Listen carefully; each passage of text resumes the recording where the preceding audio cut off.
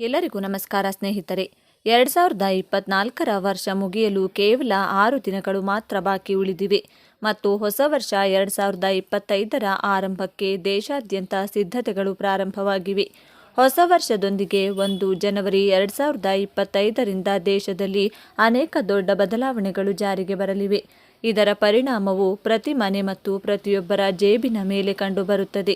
ಈ ಬದಲಾವಣೆಗಳು ಅಡುಗೆ ಮನೆಗಳಲ್ಲಿ ಬಳಸುವ LPG ಸಿಲಿಂಡರ್ಗಳ ಬೆಲೆಗಳಿಂದ UPI ಪಾವತಿಗಳವರೆಗಿನ ನಿಯಮಗಳನ್ನು ಒಳಗೊಂಡಿದೆ. LPGಯಿಂದ UPIಗೆ ಬದಲಾವಣೆ. ದೇಶದಲ್ಲಿ ಪ್ರತಿ ತಿಂಗಳು ಅನೇಕ ಆರ್ಥಿಕ ಬದಲಾವಣೆಗಳು ಕಂಡುಬರುತ್ತಿದ್ದು, ಹೊಸ ತಿಂಗಳು ಮಾತ್ರವಲ್ಲದೆ ಹೊಸ ವರ್ಷವು ಜನವರಿ 1ರಿಂದ ಪ್ರಾರಂಭವಾಗಲಿದೆ. ವರ್ಷದ ಮೊದಲ ದಿನದಂದೇ ದೇಶದಲ್ಲಿ 5 ಪ್ರಮುಖ ಬದಲಾವಣೆಗಳು ಜಾರಿಗೆ ಬರಲಿವೆ. ಮೊದಲನೆಯದಾಗಿ LPG ಸಿಲಿಂಡರ್ಗಳ ಬೆಲೆಗಳು ಮತ್ತು ವಾಯು ಇಂಧನದ ಬೆಲೆಗಳಲ್ಲಿ ಪರಿಷ್ಕರಣೆ ನಡೆಯಲಿದೆ.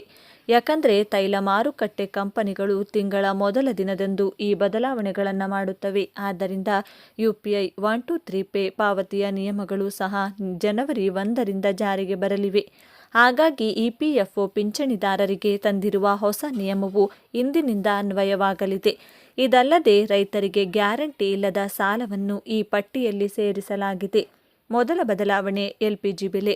ಪ್ರತಿ ತಿಂಗಳ ಮೊದಲನೆಯದಾಗಿ ಜನವರಿ 1, 2025ರಂದು ತೈಲ ಮಾರುಕಟ್ಟೆ ಕಂಪನಿಗಳು ಅಡುಗೆ ಮನೆ ಮತ್ತು ವಾಣಿಜ್ಯ LPG ಅನಿಲದ ಬೆಲೆಗಳನ್ನು ಪರಿಷ್ಕರಿಸಿ ಹೊಸ ದರಗಳನ್ನು ಬಿಡುಗಡೆ ಮಾಡುತ್ತವೆ. ಕಂಪನಿಗಳು ಕೆಲವು ಸಮಯದಿಂದ 19 kg ವಾಣಿಜ್ಯ LPG ಸಿಲಿಂಡರ್ನ ಬೆಲೆಯಲ್ಲಿ ಹಲವು ಬದಲಾವಣೆಗಳನ್ನು ಮಾಡಿದರೆ 14 kg ಅಡುಗೆ ಸಿಲಿಂಡರ್ನ ಬೆಲೆಗಳು ದೀರ್ಘಕಾಲದವರೆಗೆ ದೇಶದಲ್ಲಿ ಸ್ಥಿರವಾಗಿವೆ. ಹೀಗಾಗಿ ಈ ಬಾರಿ ಅದರ ಬೆಲೆಯಲ್ಲಿ ಬದಲಾವಣೆಯಾಗುವ ನಿರೀಕ್ಷೆಯಲ್ಲಿದ್ದಾರೆ ಜನ. ಇದಲ್ಲದೆ ವಾಯು ಇಂಧನದ ಬೆಲೆಗಳಲ್ಲಿಯೂ ಬದಲಾವಣೆಗಳನ್ನು ಕಾಣಬಹುದು. ಎರಡನೇ ಬದಲಾವಣೆ EPFOದ ಹೊಸ ನಿಯಮ. ಹೊಸ ವರ್ಷದ ಮೊದಲ ದಿನ ಜನವರಿ 1, 2025ರಂದು ಪಿಂಚಣಿದಾರರಿಗೆ ಉದ್ಯೋಗಿಗಳ ಭವಿಷ್ಯ ನಿಧಿ ಸಂಸ್ಥೆ ಅಂದರೆ EPFO ಹೊಸ ನಿಯಮವನ್ನು ಜಾರಿಗೆ ತರಲಿದೆ. ಇದು ಅವರಿಗೆ ದೊಡ್ಡ ಕೊಡುಗೆಯಾಗಿದೆ. ವಾಸ್ತವವಾಗಿ EPFO ಹೊಸ ವರ್ಷದಲ್ಲಿ ಪಿಂಚಣಿದಾರರಿಗೆ ದೊಡ್ಡ ಬದಲಾವಣೆಯನ್ನು ಮಾಡಲಿದೆ. ಅದರ ಅಡಿಯಲ್ಲಿ ಪಿಂಚಣಿದಾರರು ತಮ್ಮ ಪಿಂಚಣಿ ಮೊತ್ತವನ್ನು ದೇಶದ ಯಾವುದೇ ಬ್ಯಾಂಕ್ನಿಂದ ಹಿಂಪಡೆಯಲು ಸಾಧ್ಯವಾಗುತ್ತದೆ ಮತ್ತು ಇದಕ್ಕಾಗಿ ಅವರಿಗೆ ಯಾವುದೇ ಹೆಚ್ಚುವರಿ ಪರಿಶೀಲನೆಯ ಅಗತ್ಯವಿಲ್ಲ. ಮೂರನೇ ಬದಲಾವಣೆ UPI 123 ಪೇ ನಿಯಮಗಳು. UPI 123 ಪೇ ಫೀಚರ್ ಫೋನ್ಗಳ ಮೂಲಕ ಆನ್ಲೈನ್ ಪಾವತಿಯ ಸೌಲಭ್ಯವನ್ನು ಒದಗಿಸಲು ಭಾರತೀಯ ರಿಸರ್ವ್ ಬ್ಯಾಂಕ್ ಪ್ರಾರಂಭಿಸಿದೆ. ಇದರ ವಹಿವಾಟಿನ ಮಿತಿಯನ್ನು ಹೆಚ್ಚಿಸಲು ನಿರ್ಧರಿಸಲಾಗಿದ್ದು, ಇದು ಜನವರಿ 1ರಿಂದ ಅನ್ವಯವಾಗಲಿದೆ. ಇದರ ನಂತರ ಬಳಕೆದಾರರು ಈಗ 10,000 ರೂಪಾಯಿವರೆಗೆ ಆನ್ಲೈನ್ ಪಾವತಿ ಮಾಡಲು ಸಾಧ್ಯವಾಗುತ್ತದೆ. ಮೊದಲು ಈ ಮಿತಿ ಕೇವಲ 5,000 ರೂಪಾಯಿ ಇತ್ತು. ನಾಲ್ಕನೇ ಬದಲಾವಣೆ ಷೇರು ಮಾರುಕಟ್ಟೆಯಲ್ಲಿ ಸಂಬಂಧಿಸಿದ ನಿಯಮಗಳು. ಸೆನ್ಸೆಕ್ಸ್ 50 ಮತ್ತು ಬ್ಯಾಂಕೆಕ್ಸ್ನಿಂದ ಮಾಸಿಕ ಮುಕ್ತಾಯಕ್ಕೆ ಬದಲಾಯಿಸಲಾಗಿದೆ. ಈಗ ಪ್ರತಿ ವಾರ ಶುಕ್ರವಾರವಲ್ಲ, ಮಂಗಳವಾರ ನಡೆಯಲಿದೆ. ಆದರೆ ತ್ರೈಮಾಸಿಕ ಮತ್ತು ಅರ್ಧವಾರ್ಷಿಕ ಒಪ್ಪಂದಗಳು ಕೊನೆಯ ಮಂಗಳವಾರದಂದು ಮುಕ್ತಾಯಗೊಳ್ಳುತ್ತವೆ. ಮತ್ತೊಂದೆಡೆ NSE ಸೂಚ್ಯಂಕವು ನಿಫ್ಟಿ 50 ಮಾಸಿಕ ಒಪ್ಪಂದಗಳಿಗೆ ಗುರುವಾರ ನಿಗದಿಪಡಿಸಿದೆ. ಐದನೇ ಬದಲಾವಣೆ ರೈತರಿಗೆ ಸಾಲಗಳು. ಜನವರಿ 1, 2025ರಿಂದ ಆಗಲಿರುವ ಮುಂದಿನ ಬದಲಾವಣೆಯು ರೈತರಿಗೆ ಸಂಬಂಧಿಸಿದೆ. ವರ್ಷದ ಮೊದಲ ದಿನದಿಂದ RBI ರೈತರಿಗೆ 2 ಲಕ್ಷ ರೂಪಾಯಿವರೆಗಿನ ಯಾವುದೇ ಗ್ಯಾರಂಟಿ ಇಲ್ಲದೆ ಸಾಲ ನೀಡಲಿದೆ. ಇತ್ತೀಚೆಗಷ್ಟೇ RBI ರೈತರಿಗೆ ಅಸುರಕ್ಷಿತ ಸಾಲದ ಮಿತಿಯನ್ನು ಹೆಚ್ಚಿಸುವುದಾಗಿ ಘೋಷಿಸಿತ್ತು. ಇದರಿಂದಾಗಿ ಈಗ ಅವರು 1.6 ಲಕ್ಷ ರೂಪಾಯಿಗಳಲ್ಲ 2 ಲಕ್ಷದವರೆಗೆ ಸಾಲವನ್ನು ಪಡೆಯಲು ಸಾಧ್ಯವಾಗುತ್ತದೆ.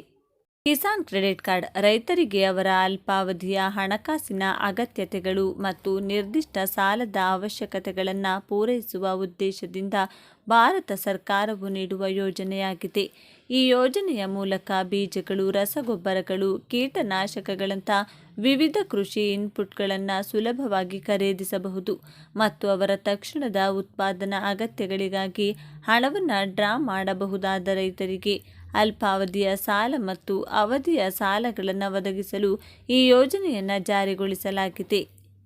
KCC ಎಲ್ಲ ಭಾರತೀಯ ಬ್ಯಾಂಕುಗಳು, ಪ್ರಾದೇಶಿಕ ಗ್ರಾಮೀಣ ಬ್ಯಾಂಕುಗಳು ಮತ್ತು ಸಹಕಾರಿ ಬ್ಯಾಂಕುಗಳ ಮೂಲಕ ಲಭ್ಯವಿದೆ.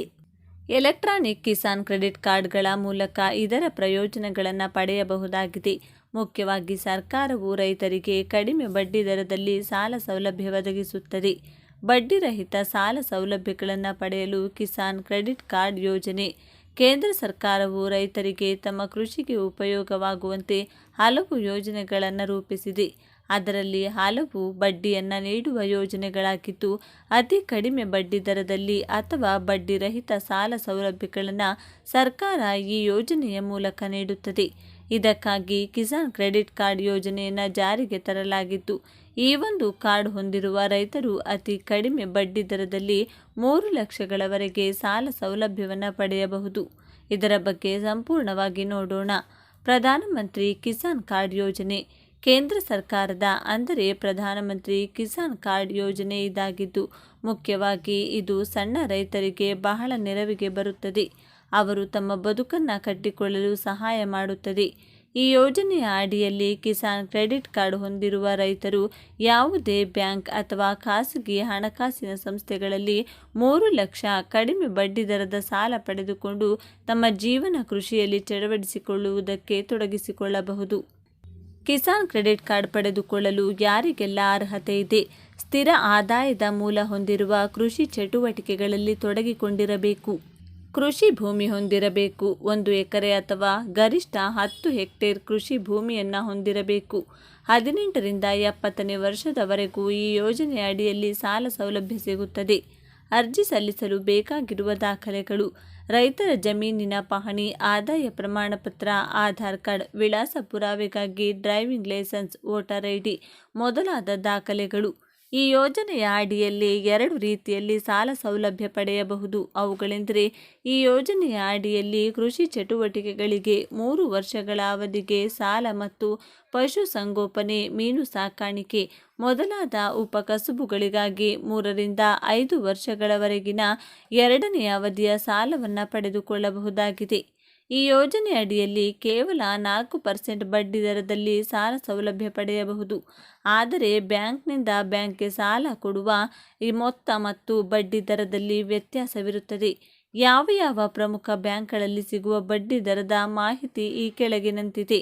ಕಿಸಾನ್ ಕ್ರೆಡಿಟ್ ಕಾರ್ಡ್ ಸಾಲ ನೀಡುವ ಬ್ಯಾಂಕುಗಳು ಮತ್ತು ಬಡ್ಡಿ ದರಗಳು: state bank of India SBI ಬ್ಯಾಂಕ್ನಲ್ಲಿ 3 ಲಕ್ಷ ರೂಪಾಯಿಗಳವರೆಗೆ 5 ವರ್ಷಗಳ ಅವಧಿಗೆ ಸಾಲ ಪಡೆಯಬಹುದಾಗಿದ್ದು, ಕೇವಲ 2% ಬಡ್ಡಿ ದರದಲ್ಲಿ ರೈತರು ಈ ಸಾಲ ಪಡೆಯಬಹುದು. HDFC ಬ್ಯಾಂಕ್ ಗರಿಷ್ಠ ಪಡೆಯಬಹುದಾದ ಸಾಲದ ಮೊತ್ತ 3 ಲಕ್ಷ ರೂಪಾಯಿಗಳು. ಸಾಲವನ್ನು ಹಿಂತಿರುಗಿಸುವ ಅವಧಿಯು 4 ರಿಂದ 5 ವರ್ಷಗಳು ಮತ್ತು ಬಡ್ಡಿ 9%ನಿಂದ ಪ್ರಾರಂಭವಾಗುತ್ತದೆ. ಆಕ್ಸಿಸ್ ಬ್ಯಾಂಕ್ 8.55% ಬಡ್ಡಿ ದರದಲ್ಲಿ ಕಿಸಾನ್ ಕ್ರೆಡಿಟ್ ಲೋನ್ ಪಡೆಯಬಹುದು. 5 ವರ್ಷಗಳ ಅವಧಿಗೆ 2.5 ಲಕ್ಷ ರೂಪಾಯಿಗಳ ಸಾಲ ಸಿಗುತ್ತದೆ ಹಾಗೂ 50,000 ರೂಪಾಯಿ ವಿಮಾ ರಕ್ಷಣೆ ಸೌಲಭ್ಯ ನೀಡಲಾಗುವುದು. ಬ್ಯಾಂಕ್ ಆಫ್ ಇಂಡಿಯಾ 50,000ಕ್ಕಿಂತ ಕಡಿಮೆ ಆದಾಯ ಇರುವ ರೈತರು ಸಾಲ ಸೌಲಭ್ಯವನ್ನು ಪಡೆದುಕೊಳ್ಳಬಹುದು.